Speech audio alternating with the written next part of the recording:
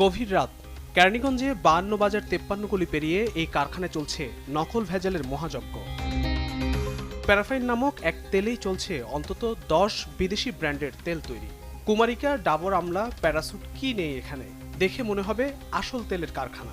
আমরা সয়াবিন প্রাপিন মিলিয়ে এবং কি সিএন মিক্স করে আমরা বানিয়ে ফেলি বেলি আমলা, কুমারিকা, বাটিকা। মানুষ তো বুঝে না, তার জন্য আসল মনে করে ব্যবহার করে।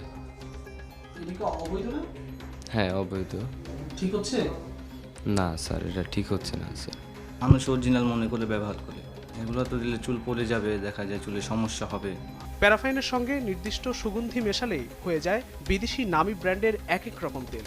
এইসব তেল আবার চকচকে কৌটায় বোতলজাত করে রাখছে কারিগর। পরে সে বোতলজাত তেল লেভেল ও প্লাস্টিকজাত করলে হয়ে গেল বাজারি বিদেশি তথাকথিত নামী ব্র্যান্ডের তেল। প্যারাফিন তেল দিয়া আপনার গেল যে রং দিয়া সেন দিয়া মিক্স কইরা আপনার তেল বানাই আমরা সব বিদেশি ব্র্যান্ড নকল করি। কি কি ব্র্যান্ড নকল করে? এই যে ডাবর আমলা, ইন্ডিয়ান, বাটিকা, এইসব তেল মেলে আমরা করি আর কি। আমরা তেল অন্য কোনো কাজ জানিও না। আমি সব বাজারে বিক্রি করি, পাইকারি বাজারে। শুধু আমাদের পণ্য না ভাই, বহুত প্রকার বেচালে। মাসে মনে করেন হয়তো এই যে 7000 পিস। বিদেশি সব ব্র্যান্ডের তেল বানাতে সিদ্ধহস্ত এই কারিগর বেবি লোশন বানাতেও ছাড়ছেন না। শিশুদের অতি কোমল শরীরে ব্যবহারের জন্য অসাধু হাতে তৈরি এই তেলে নেই কোনো মানের বালাই, যা হয়তো আপনার শিশুকে ক্ষতিগ্রস্ত করবে। চুলের যত্নে আপনারা বিদেশি ব্র্যান্ড মনে করে যেসব প্যারাসুট, বেলিফুল এবং আমলা এবং ভাটিকা তেল ব্যবহার করছেন, দেখুন এসব বিদেশি ব্র্যান্ডের তেলই এই কারখানাটিতে প্যারাফাইন এবং সয়াবিন তেলে ভেজাল বানানো হচ্ছে।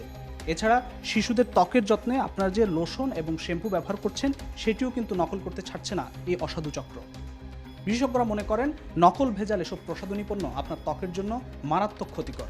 প্রতারণার আশ্রয় তৈরি এসব ভেজাল নকল তেল ব্যবহারে মারাত্মক ঝুঁকিতে ফেলবে মানুষের ত্বককে, এমন মত বিশেষজ্ঞদের। কসমেটিক্সের মধ্যে বা এই তেলে ব্র্যান্ডের মধ্যে যদি আমরা কেমিক্যালস মিশাই, সেটা তো কখনোই স্বাস্থ্যের জন্য ভালো হবে না আমার ধারণা।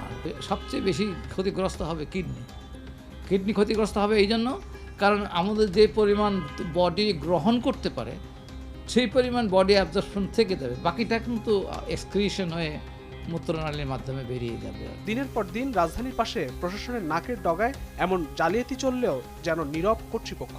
তাই স্বাস্থ্য ঝুঁকি কমাতে ভোক্তাদেরই সচেতনতার কোনো বিকল্প নেই। ফখরুল ইসলাম, দেশ টিভি, ঢাকা।